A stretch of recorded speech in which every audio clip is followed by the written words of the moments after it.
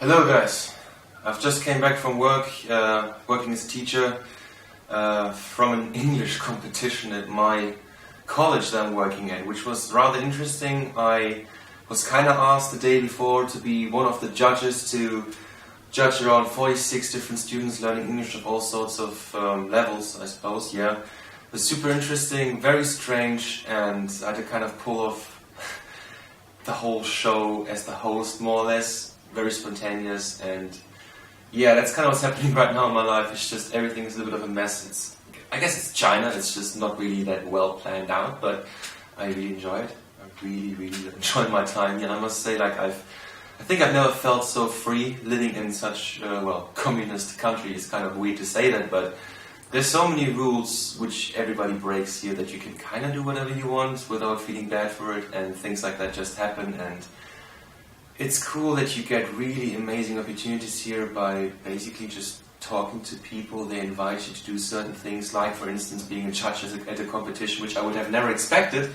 But yeah, I can totally recommend it. Like so far, I mean, I'm only here for 2.5 weeks. So far, so good. I'm really having fun.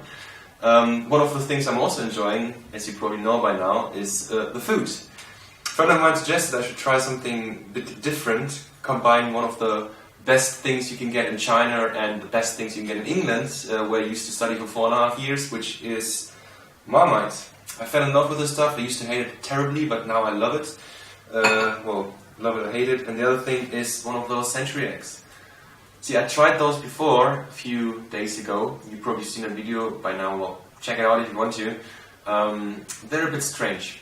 I tried them in a restaurant a couple of days ago, and they actually taste a bit different. As I said, you have to prepare them differently. You don't just eat them, and it was really different. A lot better than the experience I had was just eating the egg. But since my friend suggested I should try this, I'm going to try to mix those two things together. And by my own knowledge, nobody else has ever done that before. Yay! I'm doing something unique for a change. So I'm going to try this. I've got a couple of other things I'd like to show you in a minute. Some other weird food I've found along the way the last few days in China, and yeah, well, let's go. So again, I know this is going to be black. Well, I hope it's going to be black from the inside, because I only got this one egg, so if this doesn't work out I have to get another one and try again tomorrow, but whatever, let's see.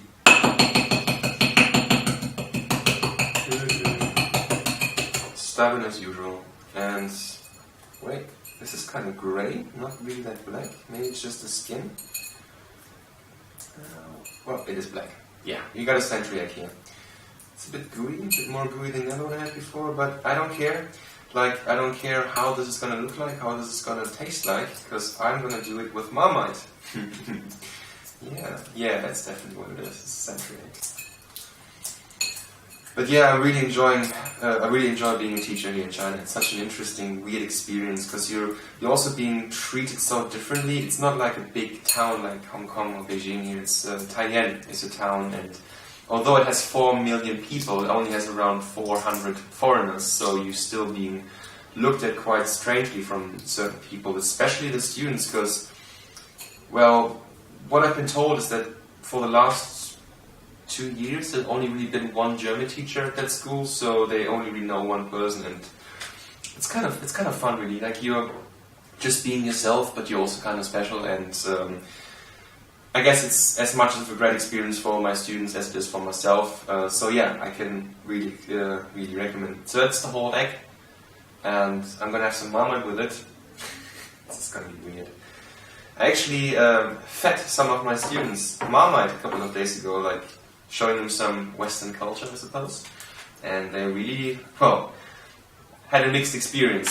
That's what it says. Like, some people love it, some people hate it. Actually, I had some students who really enjoyed eating Marmite, so I wish I had a bigger jar. That's all I could carry from England back then. It's like a very tiny Marmite one, and I'm probably going to be running out soon. So if one of you people wants to do me a massive favor, send me some Marmite, because you can't get it here, and I really like it. Yeah, that's, I guess, enough, and we're just gonna see how that will go. Shit. This is gonna be weird. I mean, it makes the egg even more black, doesn't it? It kind of looks like it's made for each other, isn't it? This is gonna be a massive mess. I'm just gonna eat it all. I'm just gonna eat everything at once, because there's no point. This is just gonna make everything My fingers are dirty. Jesus. Okay.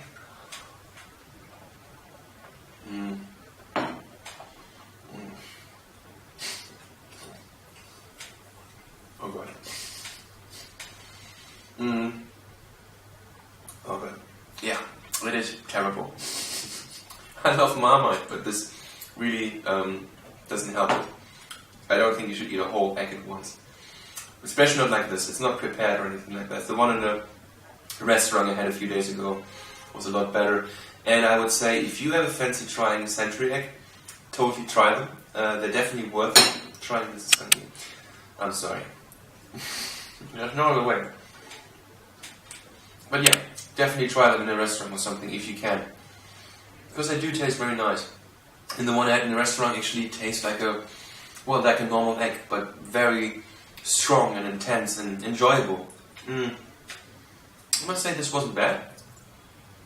I would actually say that Marmite goes, well, I mean it works, it definitely works with century egg, because the century egg is kind of, as I said last time, it's a little bit sweetish, quite intense, and has a, well, not this time, well in the beginning, for like the first second it had like this very prominent aftertaste of rot, but the Marmite really did a good job covering that up, so, I mean Marmite itself is quite intense too, that's why some people don't like it, so,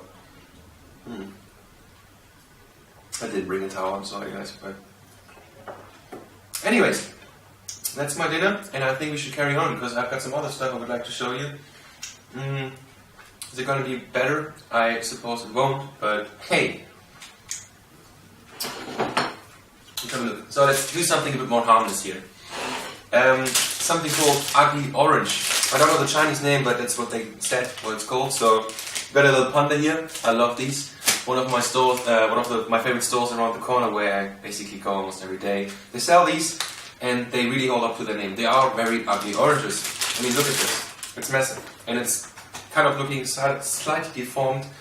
There's nothing wrong with those. Like, I've never seen them in Europe. If you have ever seen one of those, let me know, because I didn't. I traveled quite a bit, and I've never seen this. So let's have a look inside. Yeah, it's kind of hollow, and the thing that surprised me most when I first ate those is that they're very tiny from the inside. Like, judging by the size from the outside, you kind of expect a pomelo or something, but no way. So you can see that there's like a centimeter gap between the shell and the actual orange.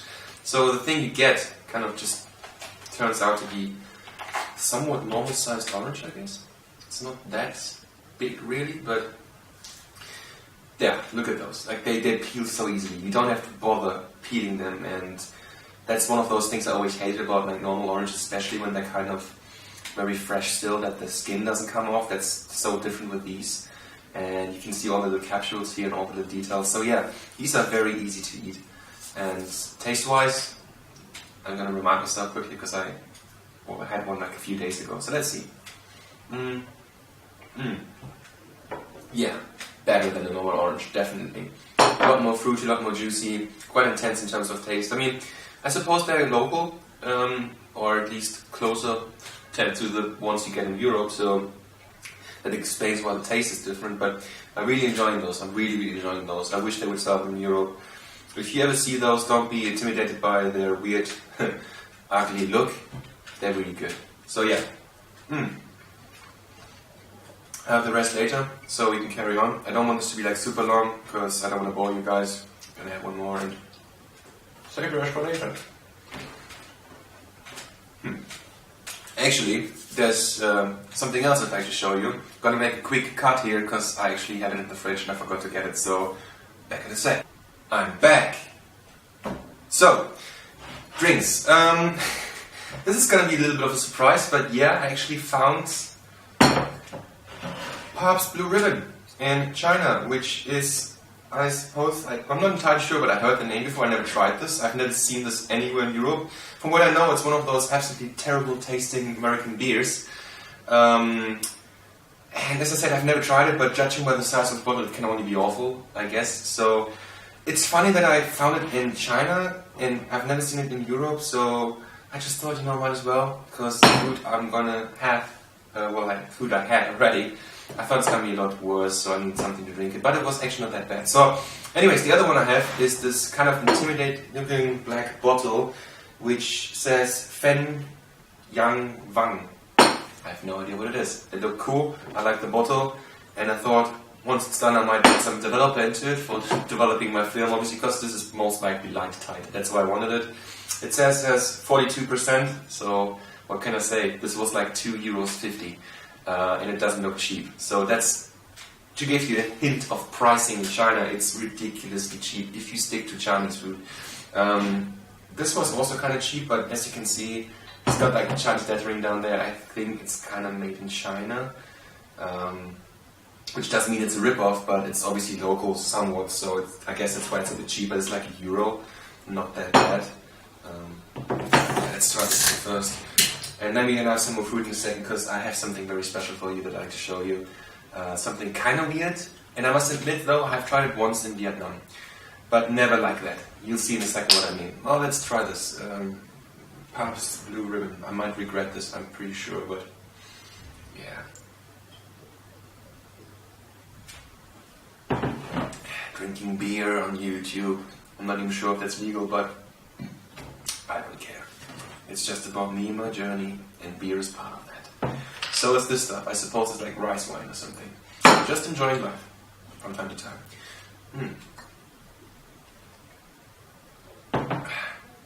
It's not that terrible.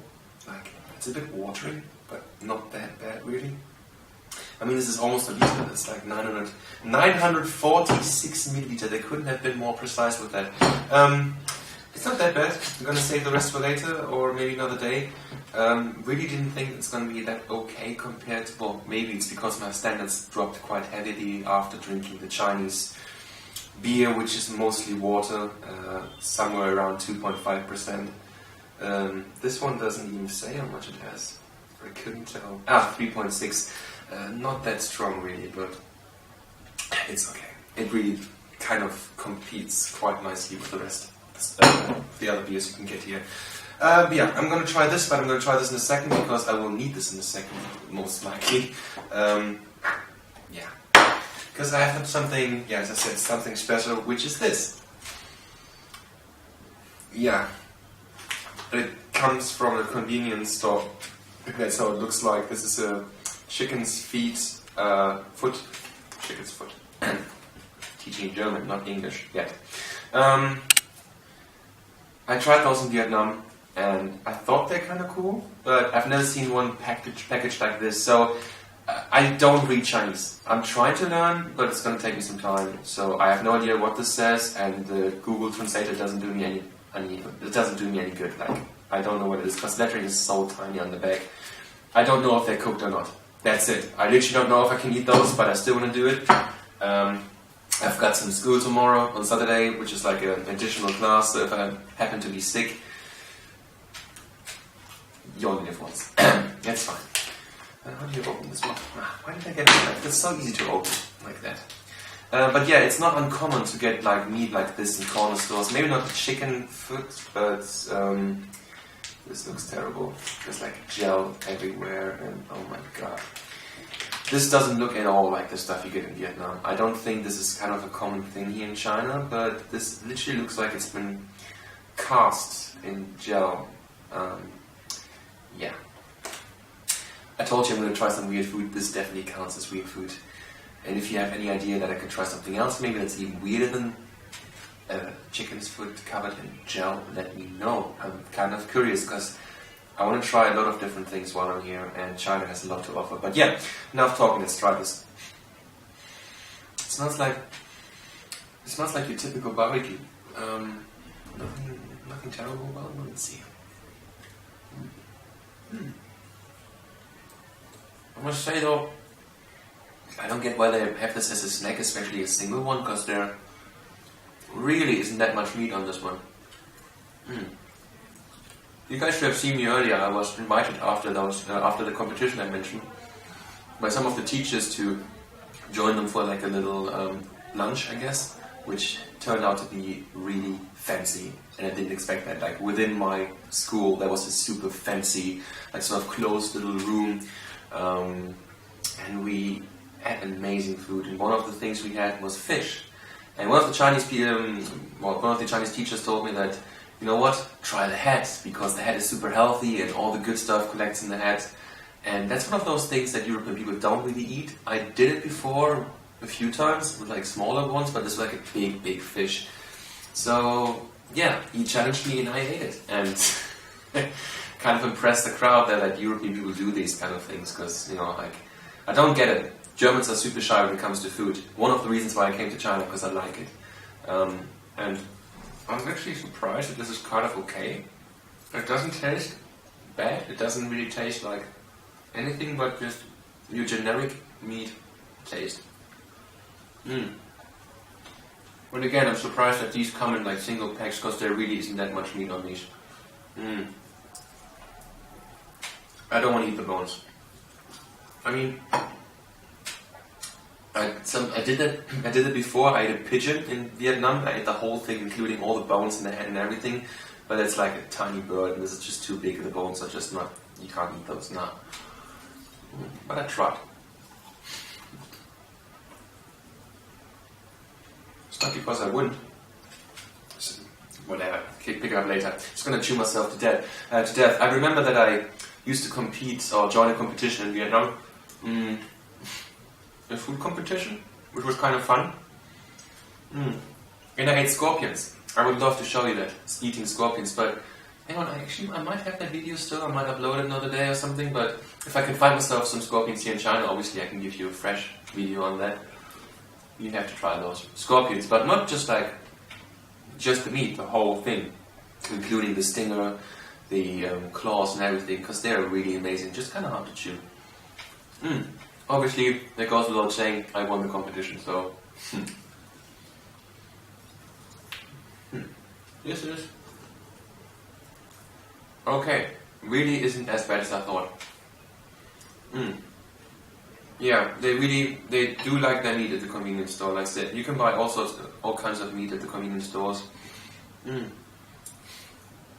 I never ever had the crave to eat meat after a night out, but it happened a few times that when you go out drinking, you just kind of want to eat something that's not soup or noodles, and your only resort really when everything else is closed is go to the corner stores and get yourself some pre-packed meat, which I don't think is that healthy, but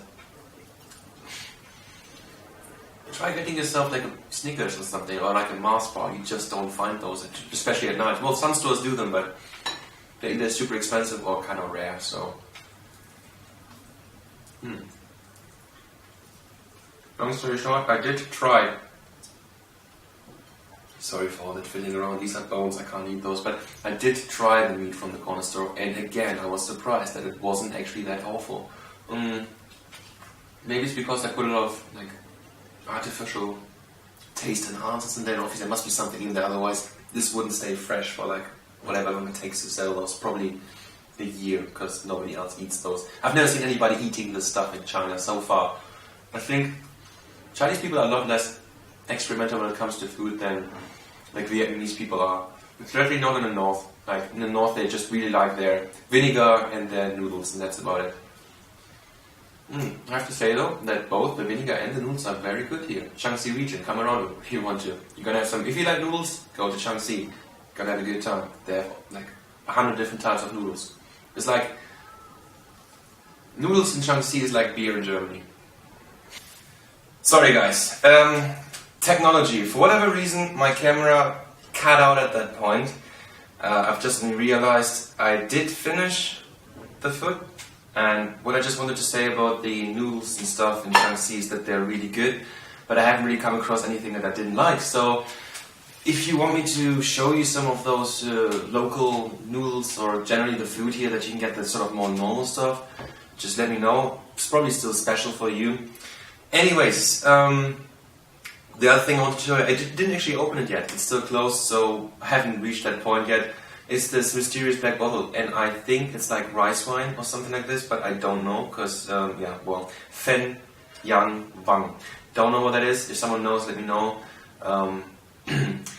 As I said, I like that bottle, want to keep it for maybe developer, for photography, but let's try it. Let's try how it tastes.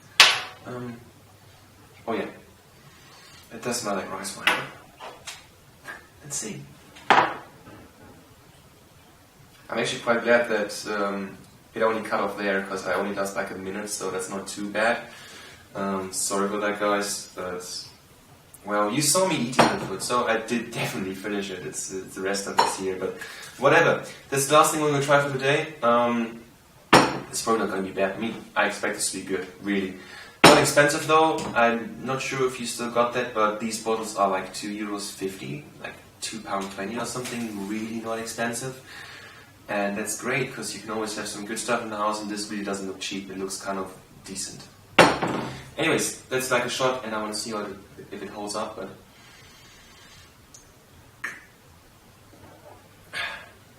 yeah, it definitely does remind me of the stuff I had in Vietnam.